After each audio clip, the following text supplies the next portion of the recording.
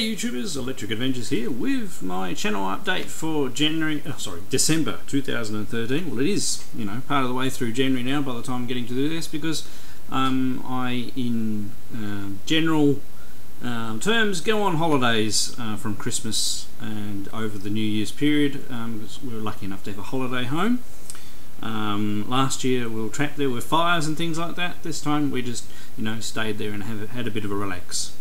So I'm back home now and still actually in holiday mode, so able to record stuff during the day, which doesn't really look any different from the evening here because it's summer and we're fairly southern, so we get a large amount of daylight. Now I've got a lot to cover in this particular roundup. I'm going to go over my other pickups. I'm going to include the YouTuber of the Year winner announcement in this video. I'm going to answer AtariLeaf's collection goals. I answered it last year, and it'd be a good one to review what I set and talk about the future.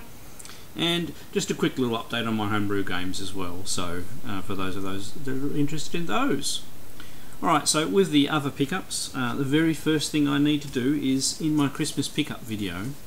I forgot one item that the daughter, who is my video game playing daughter basically, got me, which she watched the video and told me that I had forgotten this particular item and I had to do it in this video. So what she got me was a really good quality poster of the map of the Lord of the Rings world. It's actually really good. What I'm going to do, I'll either get it framed in glass frame, or at the very least I'll get some of the black hangers and everything like that, and she reckons I can put it up there on the wall. And there is, okay, she have a couple of posters there. Not really any room for posters here behind me, although I could have some posters on the retro computer side of the room very easily. Also, while I was there, I'm not 100% sure whether I mentioned all of the things I got her, but one of them, this may interest some people, she's actually got into Dungeons and Dragons, so I found a second-hand copy of the version 3.5 rules, and didn't cost very much. I won't say how much is her present, and it's all in good condition. The previous person who had it actually wrote their name in Elvish in the front there, which she was really pleased about. So it's actually really cool that one of my daughters has gotten into Dungeons and Dragons, a game that I used to play myself at a similar age and for quite a fair time afterwards. Also the shared family, obviously I got her Zelda: A Link Between Worlds for the 3DS, which she's been playing vigorously, and I also got her Wind Waker on the Wii U. She hasn't started playing that because we've been away, and she's been concentrating on the other one. I believe she's about halfway through. We also, as a family, got Lego Marvel Superheroes. The Lego games are very popular in our family. Quite a few members of, not just what I call my video game daughter plays it, although she has already finished the story on that, so she really loves those. But my wife started playing it as well with the youngest one, although she swears she's not going to play with the youngest one again, because apparently the youngest one can be quite a pain and doesn't get all the coins and skips ahead too fast. So she wants to play through it by herself or with me. Now, I hope I'm not rushing too much. Also, another little interesting pickup and a good thing to check out. I believe it's still available. I'll just flip the front cover or it's not going to reflect very well. It's actually a magazine or booklet. Sorry, mine's got a couple of scuff marks on it. That's my fault for leaving it in a particular place, but it's PC Engine Gamer Volume 1. And what it is, it's reviews of... Oh, there we go. Excellent. Tatsujin or Truxton. Good page to open up at. And does scores and little verses sections and everything like that, and it's written in a reasonably humorous style, and there's some really good games in there. It's not all shoot 'em ups, although there is a bit of a heavy lean towards that in this volume, and they're going to bring out more. It's not too expensive. I'll leave a link down below to where you can order one. if they're still available. I haven't actually checked, but I got mine just before Christmas and really enjoyed it, and it was a good read. Now, one other thing that I missed out from my Christmas pickups, I said I don't really have a lot of other pickups because I haven't, obviously I've been away and haven't bought anything. During the Boxing Day sales, the local collector's store was actually shutting down his physical store, and he's only going to go at the market on Saturday and Sunday, and I went in to, you know, say goodbye to him. And I mean, in general his prices are a little bit too expensive for me, but I've taken, you know, some of my Master System games in there and spare Atari games and everything in there for him to sell on the sale or return, and he sold a few of those for me. And while I was talking to him, I was checking out the shelves as I normally do. I looked down and I saw a you know, a cassette spine, and I thought, oh, maybe that's a Commodore 64 game. And I looked closer, and it was actually an MSX game. And the game is The Way of the Tiger Avenger. Okay, so the first Way of the Tiger was a fighting game, but this game, and I actually do remember playing this. I mean, this is probably a copy from the store that I used to work in. That's how small Tassie is, but it's actually an adventure type game, and from memory, it's actually really good. You know, Gauntlet-y like over the top-down RPG. There's no instruction manual, but we've got the tape. So what I'll do a separate video just dedicated to this game, because I remember this game being quite good. It was obviously available on other systems as well, but Gremlin were good supporters of the MSX, and we'll give that one a go. Alright, so next on to, I suppose, the more important thing for this video, which is the YouTuber of the Year. The voting, there was a lot of voting, a lot of people watched the video as well. It actually was over 600 views by the time the voting finished, which is, you know, pretty big for one of my videos. And there was, you know, voting across the spectrum of the 12 nominees. But there was one very clear winner, and probably because they did a great song that everybody enjoyed, and they're a great bunch of blokes and new to the scene. So, and without further ado, if you haven't guessed it already, the winner was the 16-Bit Brothers. Hi guys, we're the 16-Bit Brothers, and we are the YouTube Channel of the Year 2013. Yeah, that's funny.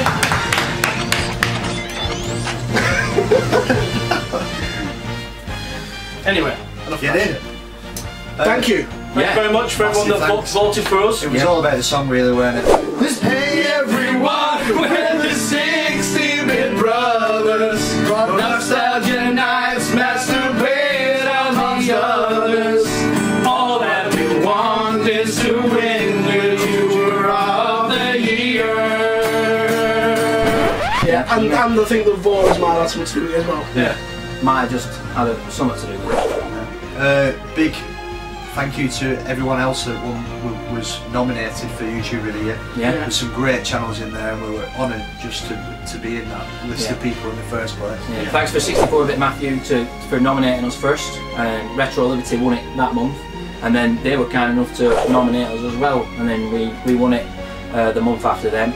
It was humbling just to win that to start with. Yeah. Well, we couldn't believe it, because we've only been going for just over a year, so to actually win YouTuber of the Year in the first year of us doing it, it's awesome. Fantastic. We've been watching this show since Jumping 3, I think. Yeah. So to be a part of it and then to finally win it and take it over for next year as winners is something that I could never have believed would happen. Which we are doing, aren't we? We're taking it over. I think because we are a very community-based channel, aren't we? You know, we have master bases, which pretty much involves another member of the community every time we do one. And I think to sort of give back to the community, I think by doing YouTube of the Year does that a little bit. Yeah. We wouldn't have got where we are now without the community. Definitely not. They've driven us forward and let people know about our channel and what we do, and that's what it's all about. So we're very happy to be taking that on, and we're going to try and do the same for other people, and obviously that's That's what it's all about. So Also, looking forward to it. a massive thanks to Tony as well for doing it before us. Yeah. Unbelievable job. Yeah, It's been brilliant. Yeah, he took that on and he's doing fantastic. we hope that we can be as organised as he's been with it. Which is definitely not going to happen. Yeah, we hope we are. I love how we're saying we're really happy that we're doing it. It's Johnny that's going to have to do it. Yeah. We won't be doing anything. Yeah. But We'll start to film it. yeah, That'll be really hard. but it'll be great. We're gonna love it. We're gonna try and put our spin on things, you know. Oh yeah. And yeah, We've got a couple of ideas, haven't we? yeah, try and be scheduled about it. Yeah. Well, it's going to be at least once a month. Well, yeah, honestly, we really are grateful, aren't we? And thank you so much. We're really happy that we're doing it. We're excited to be doing it. And yeah, watch this space. Come and have a look at our channel so that you can carry on with the tradition. Get used to these faces. Because we're going to fuck shit up. So as the guys said there, they have accepted the offer. For what happens is the tradition of the YouTuber of the Year is it is passed on, offered to the winner, and if they don't want it, to the second place getter, and if they don't want it, the third place getter, to take over the running of YouTuber of the Year. That way it definitely becomes a community project that gets shared around and gains the most recognition. So the 16-Bit Brothers have graciously accepted. I'm going to do January because I already have Weekend Game Guy's nominations for January, and I'll basically pretty much tomorrow I'll upload another video with those nominations. So make sure, and I'll add the link to this one down below for those of you watching, so that we get some voting done on that before the end of January, and then they'll take over for February. And I wish them good with the series, and I'm sure they'll put their own particular spin on it. And the four guys getting together is always fun to watch. And if you haven't actually checked out the 16-Bit Brothers yourself, make sure you go check out their channel. I'll put a link down for their channel down below as well. Alright, next we'll go on to my collection goals. So this is a thing run by AtariLeaf for the last 3 years, I believe.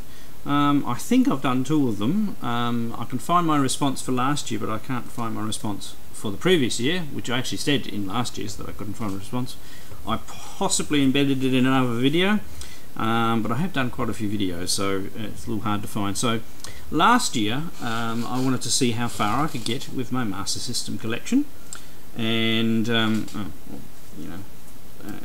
sensible person would have actually written that down on another piece of paper before they started this video, wouldn't they?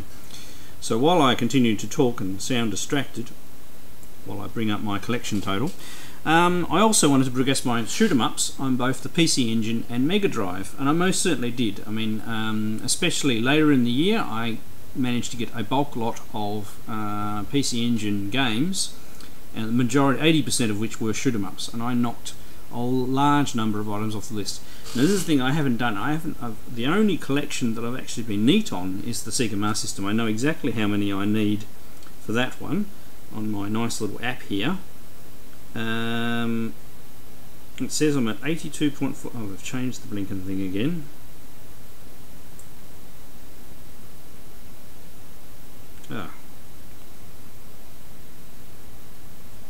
It's actually not as I haven't actually opened this for a little while, so it's gone and updated itself. And now it's got a bug. So it says I'm at 82.45%. My most valuable game is Power Strike 2, and my most rare is Ultimate Soccer. So that's 82.45 for the world set. So it's around 279, 280 games, or is that the total? See, now I'm gibbering. There's 302 games in the total. Yeah, so I've got about 28 games to go. So I'm getting there with the Master System collection, but it's really the hard end of the collection, especially if the world set. I'm not still sure whether I'd go for the world set. I haven't been targeting the Tech Toy ones. I did bid on some a little while back that popped up, but I got none of them. They went for way more than I was prepared to pay for games. I mean, actually they didn't go for too bad, but I don't want to spend too much money on it. So there's a few copies of the first Smurfs game floating around. That's reasonably to get. I know how much that is. I'll get that when I can put it into my budget. And there's a few other odds and ends there that aren't necessarily too hard to get. I'm just going to be patient and wait for a decent copy with a manual to come up. So that is progressing. So I'll add, the Master System will continue to be a goal for this year. Now the shoot 'em ups, I also started collecting for the Saturn a little bit more seriously, because I discovered the Japanese titles. And basically that's because I've got one of those nice action replay cards, which you can actually see sticking up out of the top of my Saturn if you're observant. And that's led me to get quite a few shoot 'em up titles, 2D shoot 'em up titles for the Saturn, which I've really enjoyed. And that sort of distracted me away from the Mega Drive, so I haven't made a lot of progress to the Mega Drive collection this year, but I would like to make that a little bit more of a focus in this coming year. So a few more Mega Drive titles, because the Saturn ones, I'll get the odd Saturn one, but they do tend to go for a bit of money. I also said I would like, as far as the retro computers, I would like to progress my Atari 8-bit collection. I believe I didn't get one last year, although technically I have, because there's one that I haven't done a video on yet, which will be coming up soon. But I have got quite a few other systems that I've been lucky enough to get. There was the Einstein, there was the Yamaha MSX with keyboard, graciously donated from Bizarg in the UK, or Big Zarg, sorry. For next year, as far as the retro computers, obviously I would like to progress the Atari 8-bit hardware collection a little further, and I will do that by one system in a video in a week or so. I like to put a bit of effort into my retro computer pickups, and do a bit of programming, and not just show like here's the machine. I also like to show you what you can do with the machine. I would like to get a Memotech MTX. It's another one of the machines that is MSX like the Einstein, not compatible. Brought out after the Spectre video, but based on that base design. Another interesting one, like the Einstein, runs at 4 MHz, so it's got a slightly overclocked Z80, and it came just as a keyboard unit, and also with a 3-inch drive as well. There's a model that has that as well. Not a lot of them around, and it looks like some of them around are starting to break down, so we'll have to see how we go with that one. As far as other computers, there's another one sitting right here that I've wanted for a very long time, and is technically the very first one of the very first computers that I learnt how to program on.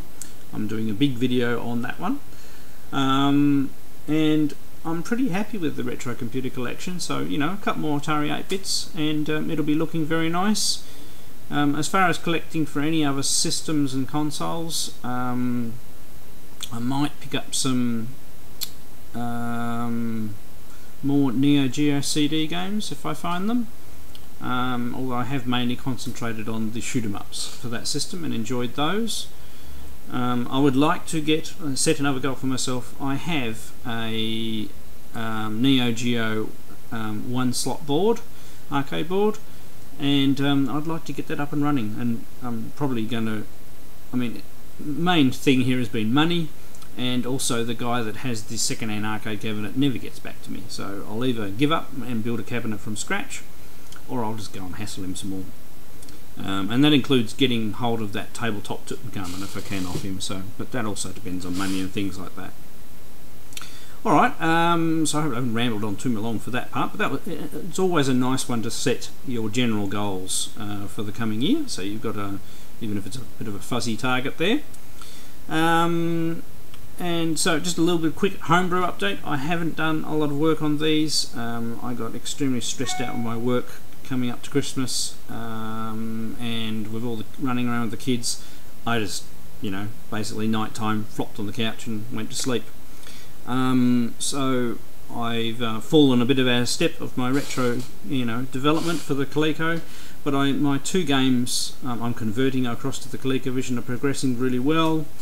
I have the PCBs to sort out for the original Spectre video. I haven't got those to work yet, and I need to do a PCB for the MSX. I'm working on a secret project for the Coleco for another party, which is actually a it's not really a platform game. It's a but it's a single screen puzzle action game, and that's actually been quite interesting because it involves, there are like 100 levels in it, and I've worked out how to fit those 100 levels and everything into a normal 32K cartridge, which is really cool, so we won't have to use one of the mega cartridges. And it's just fun, you know, going through and recreating it and working on a new game. So it's all well and good. I mean, you've got to remember that my code from my old games is well over 20 years old, and sometimes it's just nice to start something new. So I'm enjoying working on that. Alright, I hope I haven't rambled too long, and sorry there hasn't been video for a while, but I've been away and having a break. So back. I'm still on holidays, so video uploads might be a bit up and down over the next couple of weeks, but we'll see how we go. It's never best to plan too much when you're on holidays and you have 4 kids. Alright, thank you to all my subscribers. I really appreciate all the people that have subscribed to my channel. And that's another thing, I'm at 946 subscribers as of this video, so almost to the 1,000 mark. And I'll try and do something special once we get to the 1,000. Maybe a you know, custom homebrew cartridge or something like that giveaway.